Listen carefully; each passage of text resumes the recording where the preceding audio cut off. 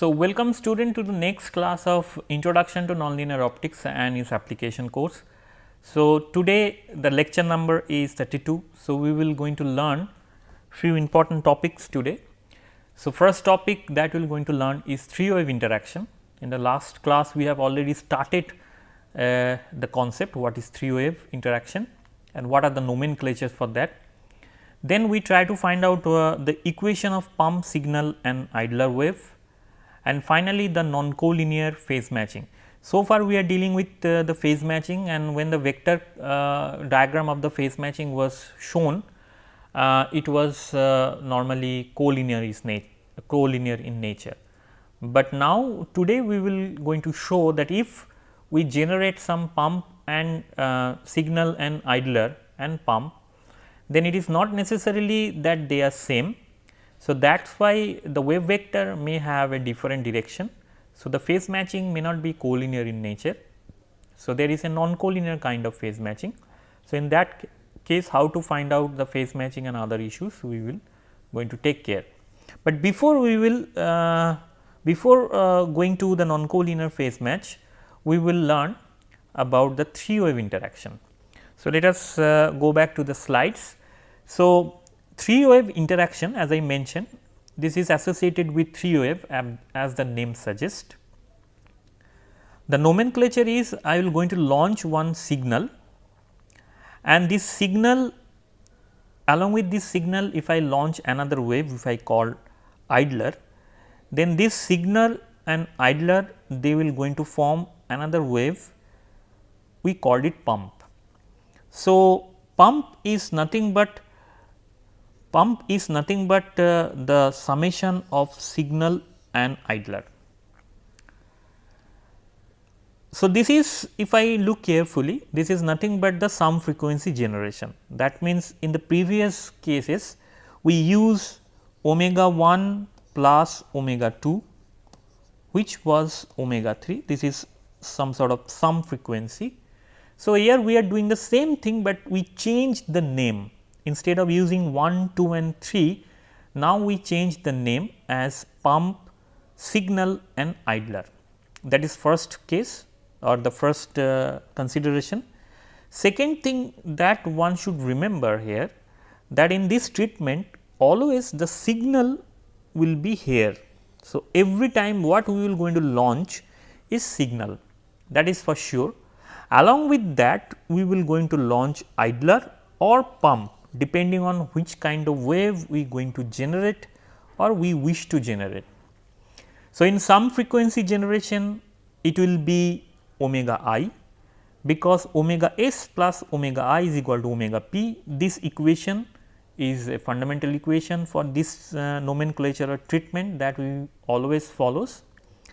And secondly, when we try to find out omega I, which is nothing but the difference between these two frequencies omega p and omega s. From this equation we can readily find omega I is equal to, from this omega I is equal to omega p minus omega s.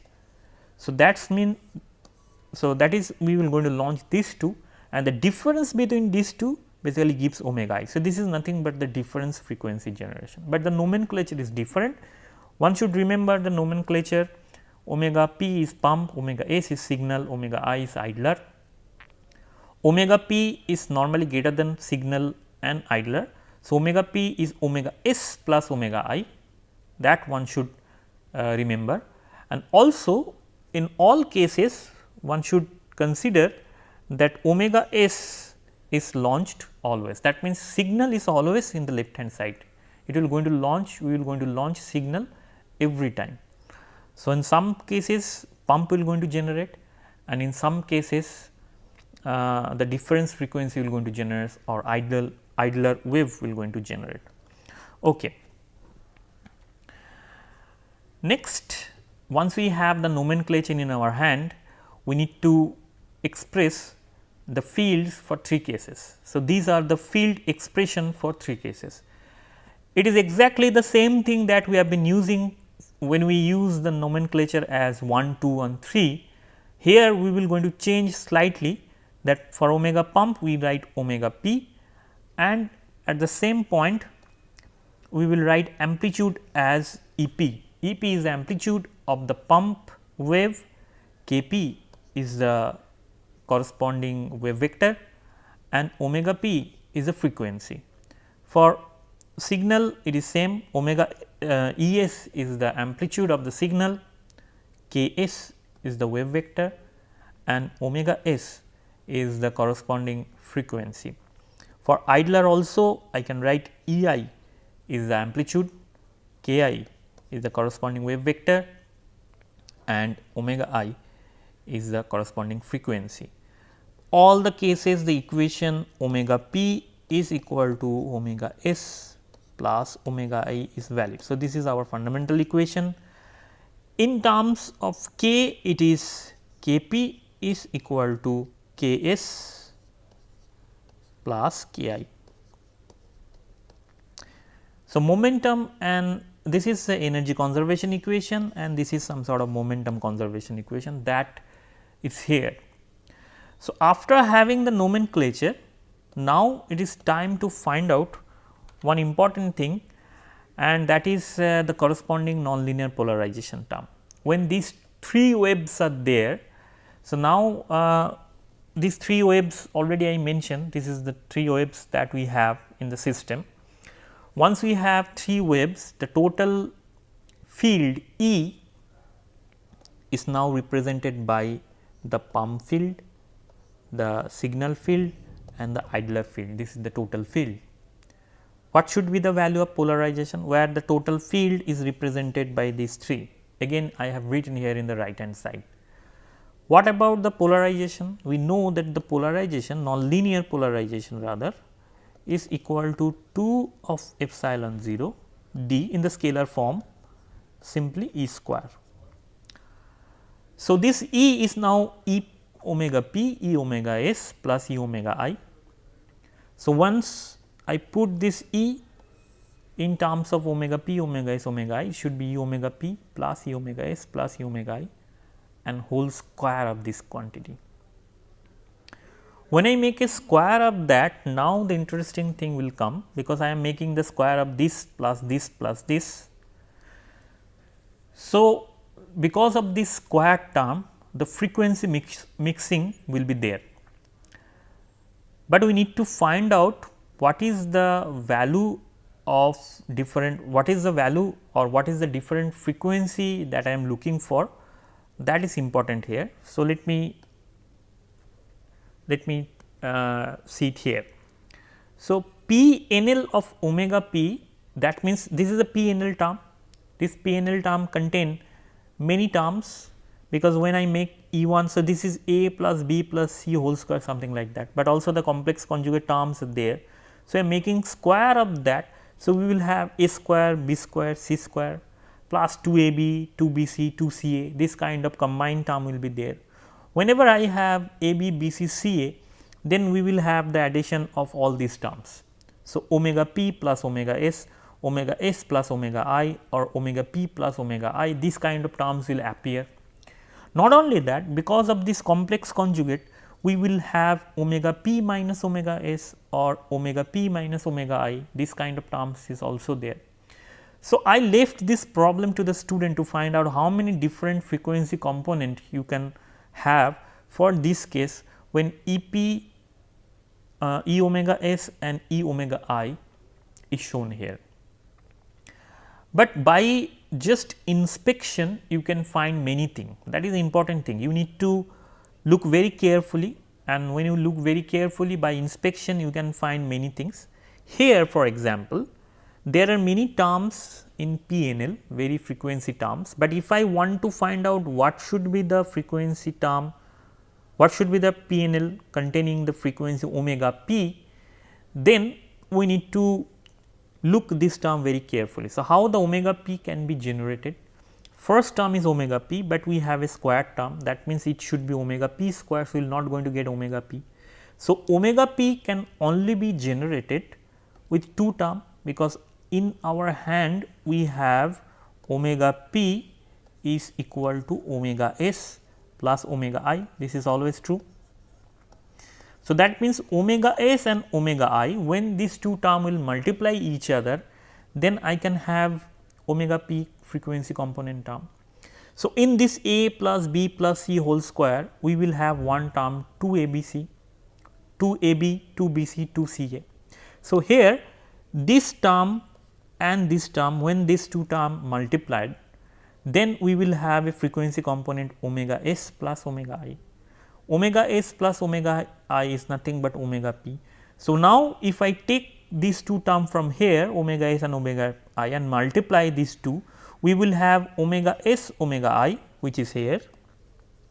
A 2 term will be there because it is 2 ab, 2 bc, 2 ca. So, these 2 will be there because of this degeneracy factor, and in the exponential term we have, since we are multiplying these two terms, we will have ks ki with a addition. So, we will have ks plus ki, and also we have omega s plus omega I with a negative sign, which is nothing but minus of omega p. So, that omega p is nothing but the omega p component that we are looking for. Also, the complex conjugate term, one complex conjugate term will be there, because all the complex conjugate term is sitting here. When you make a square of that, we will get all the complex conjugate. So, complex conjugate of this term one can also find. So, here one I is missing. So, you have to be careful enough. So, one I is missing here, I is missing here. So, this there will be I's actually. During the typing somehow it is not there. So, what about the omega s term? Omega s term is something which also we can find from this equation, whatever the mother equation or this main equation I am saying. So, omega s, here I can write omega s is equal to omega p minus omega I. So, omega p and omega I, these are the two components that will be important here to find out omega s. So, omega p, that means this term, and omega I with a negative sign means the complex conjugate of this term. So, when I make a complex conjugate term multiplied by this term, then I will readily get this omega s term. So, complex conjugate, if I multiply, I will have Kp here. So, I will have Kp minus Ki. So, that is why here we have Kp minus Ki, and also if I have Ep and complex conjugate, that means I have Ei star here. So, I have Ei star here, and the frequency component is simply omega s, because I am getting omega p minus omega I. So, minus omega I is coming from this complex conjugate term, and I am getting this. Also PNL omega I, PNL omega I, how do I get that? PNL omega I is again I can find out from this equation. So, omega I, mind it, here we should have one I sitting here, I, it is a typing mistake, that is why this I is missing. This one, from here we can see that when I multiply this and this I will remain. So, what about the last term? So, omega I will be simply omega p minus omega s. So, omega s is negative. So, that means I am using this complex conjugate multiplication of this complex conjugate with this term. So, when these two terms will multiply to each other in this a plus b plus c whole square term under this term, then we will have a Kp Ep, which is this Kp minus Ks as usual as the previous case, and this complex conjugate. So, we have E s star. So, E s star. So, once we have these three equation, then we have the equation of P non-linear for omega p, omega s, omega I, and also the total fields. So, now it is time to derive, once we have these things, now it is time to derive the corresponding equation for that, the corresponding equation for that. So, equation means I try to find out the evolution. So, my goal here is to find out the evolution of this E p dz, how this term will be there, d E s dz, how this term will be there, and d E I dz. So, this term we will going to find out the evolution of pump signal and idler. So, now we will going to use our old Maxwell's equation with nonlinear polarization term. So, this is our Maxwell's equation in nonlinear polarization term. E is given. So, when I make a grad square term, because first term when I evaluate, I will get the second derivative of the first term, second derivative of this function which gives this thing, and 2 of the first derivative of first term and second term. This is the standard procedure that we have already used in our previous calculations. Then we will have these things with exponential term sitting here. Now, this in the derivative, this second order term is much smaller compared to the first order term. So, what we will do? We will going to neglect these things. So, we will going to neglect this thing. Once these things is neglected, the equation is relatively simpler, and we will get 2 I of K p del E p del z is equal to minus of K p square E 2, and then multiplication of this exponential term, and complex conjugate will always be there.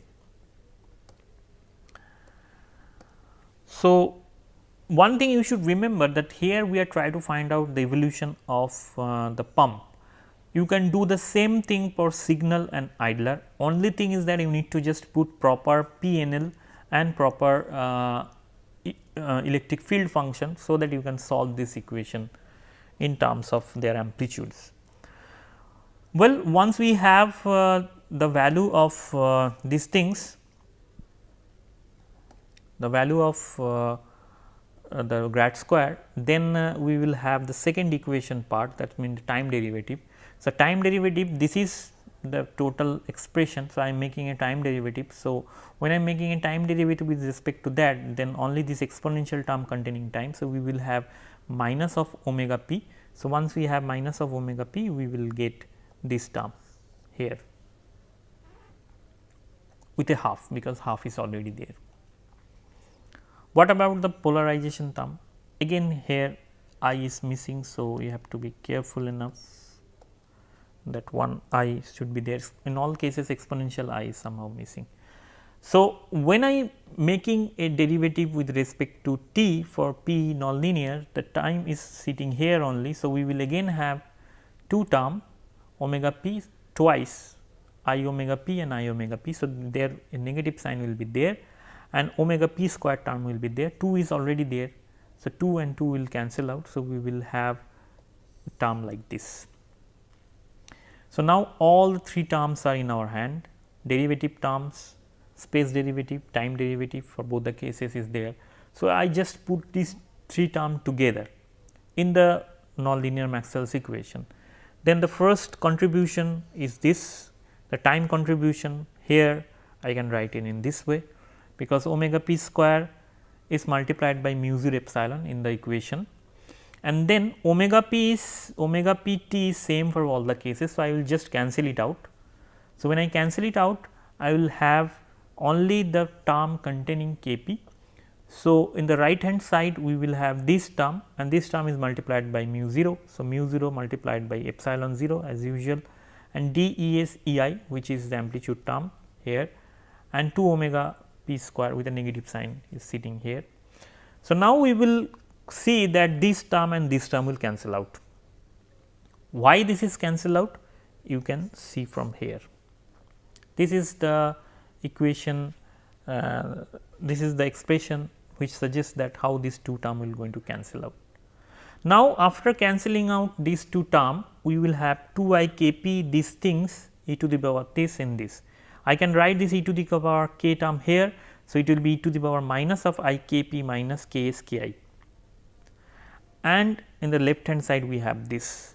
So, just solving in 1 or 2 step, I can write this is my expression where delta k is this quantity, and finally, we will have the expression of the pump field and the evolution of the pump field, and the evolution of the pump field of the amplitude of the pump field rather is d E p d z is equal to I d omega p n p c E s E I e to the power the phase term. This is exactly the same term that we have derived in our second harmonic generation process. In second harmonic generation process, the process was degenerate, because from omega I can generate omega 1, from omega I can generate 2 omega, but here what we are doing, here we are generating this. So, please note this change. So, here my formula is omega p is equal to omega s plus omega I. Now, in this case, from omega p is generated from omega s and omega I. So, omega s and omega I are generating omega p. If omega s and omega I are not same to each other, then it is non-degenerate case. But if it is omega s is equal to omega I, then we can have omega p is nothing but 2 of omega s, which is nothing but the phase matching, the second harmonic for this, and the phase matching here is also like same. So, in that case, if you remember, delta k was k 2 minus 2 k 1. Now, k p if I consider 2, then k s and k I, if I say this is same, because omega s and omega I consider same. So, here also I can write k s and k I, they are same. So, k s and k I can be represented 2 of k s, which is nothing but here I. So, the fundamental wave or the signal. So, we are getting the similar kind of expression, but since we are dealing with 3 waves, so we will supposed to get 3 equations. So, one equation I am getting. So, now it is your job to find other 2 equation. If we do, if you find the other 2 equation, then the other 2 equation will come in the similar way, and you will get these 3 equation in your hand. This is the 3 evolution equation of the wave. Please note carefully that this is the equation we have derived here in this class. So, these 2 equation I asked the student to derive by himself or herself, and one can readily find out the relationship between these 2. So, for signal what is changing, here omega s will come, n s will come, and these 2 term you can see that omega p, if you remember, then you need to do not need to if you remember this simple thing, you do not need to remember all this calculation or all this equation. You can it can come very nicely to your mind, that if omega p omega equal to omega s plus omega I. So, electric field containing the frequency omega s can be represented in terms of omega p and omega I is like this. So, omega p and omega I, omega is negative. So, the field here has to be p, and for negative omega I it should be E I star.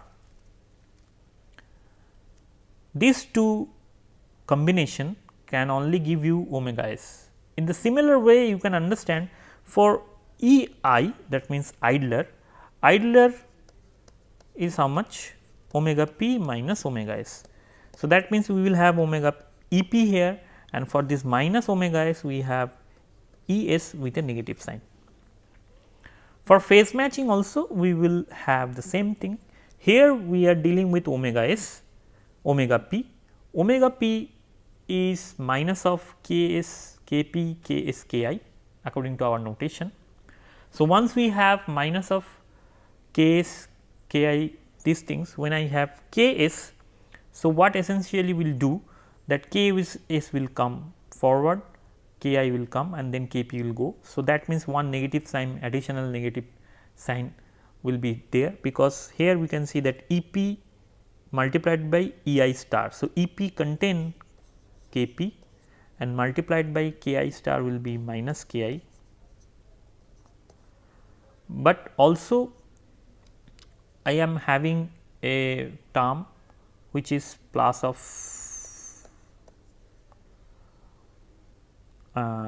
k s. So, let me write it clearly. So, the phase term here it is k p minus k s minus k I. So, here I need to find out what is my s. So, when the s is here, so there will be a negative sign, because k is these 2 things have to be positive, and then we will get the rest of the results. Well, I believe the students that they can derive these two equation the way it is shown here. So, they can derive that. So, now one thing we need to discuss here quickly, that is the collinear and non-collinear type of phase match. For collinear phase matching, we can see that they are in the same direction, this kind of phase matching. So, this is the phase matching condition. So, delta k equal to 0 is the phase matching condition, and in vector diagram we can say that it is happening when these two are same direction, but there is a possibility that they are not in same direction. If I consider this is a vector notation, so this vector and this vector, they can add to generate this vector, and they can follow a triangular rule to get this non-collinear kind of phase match. So, this is a different kind of phase match appear when we are dealing with 3 different waves. So, now how to find out the phase matching? What should be the angle, that is important. For non-collinear kind of phase matching, so this is our delta k. Delta k means this is the mismatch that we have.